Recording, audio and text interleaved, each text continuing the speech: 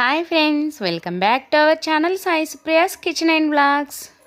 మనకు శ్రావణ మాసం వచ్చేస్తుంది కదండి. ఇక ఇల్లంతా పండగల సందడే అండి. శ్రావణ సోమవారాలు, శ్రావణ శుక్రవారాలు, శ్రావణ మంగళవారాలు, ఇల్లంతా ఆధ్యాత్మికత వాతావరణంతో నిండిపోతుందండి. ఇవాళ వీడియోలో నేను లక్ష్మీ అమ్మవారికి ఎంతో ప్రీతిపాత్రమైన గాజుల దండని చూపించబోతున్నానండి. శ్రావణ శుక్రవారంలో కానీ మనం పండగల్లో కానీ గాజుల మాలని చేసుకుని అమ్మవారిని అలంకరించుకుంటే అమ్మవారు ఇంకా కళగా అనిపిస్తారండి. ఇక్కడ నేను గాజుల మాల కోసం చిట్టి గాజుల్ని తీసుకున్నానండి. ఈ చిట్టి గాజులు మాల చేసుకోవడానికి ఇలాంటి దారం తీసుకున్నాను. ఒక నీడిల్ కూడా తీసుకున్నాను. మనకు దండ ఎంత అవసరమో అంత దారాన్ని కట్ చేసుకోవాలండి. నీడిల్లో నుండి దారం ఎక్కించుకొని దారం ముడి వేసేసుకోవాలండి. ఇలా వీడియో క్లిప్లో చూపిస్తున్న విధంగా దారం ఎక్కించుకొని కొంచెం ఇటు సైడ్ దారం వదిలి ముడి వేసేసుకోవాలండి, ఊడిపోకుండా. రెండవ వైపు దారం కొనని తీసుకోవాలండి. దారం కొనకి గాజు ఎక్కించి చివరగా కొంచెం దారం వదులుకొని గాజుకు దారంతో ముడి వేసుకోవాలండి. ఇలా గాజుకి దారంతో ఊడిపోకుండా 2 సార్లు ముడి వేసుకోవాలండి. ఇలా ముడి వేసుకున్నాక ఇక ఒక్కొక్కటిగా చిట్టి గాజును తీసుకుని దారంపై ఉంచుకోవాలి. గాజులో నుంచి మనం పెట్టుకున్న నీడిల్ కింది వైపు నుండి గాజులోకి తీసుకోవాలండి. వీడియో క్లిప్లో చూపిస్తున్న విధంగా నీడిల్ని కింది నుండి తీసుకోవాలండి. సెకండ్ టైం కూడా నీడిల్ కింది నుండి ఇలా తీసుకొని గాజుని సెట్ చేసుకోవాలండి. మొత్తం అంతా ఇదే పద్ధతిలో గాజుల దండని ప్రిపేర్ చేసుకోవాలండి. వీడియోని ఎక్కడ కూడా స్కిప్ చేయకుండా ఈజీగా చిట్టి గాజుల మాల ఎలా ప్రిపేర్ చేసుకోవాలో చూసేసేయండి.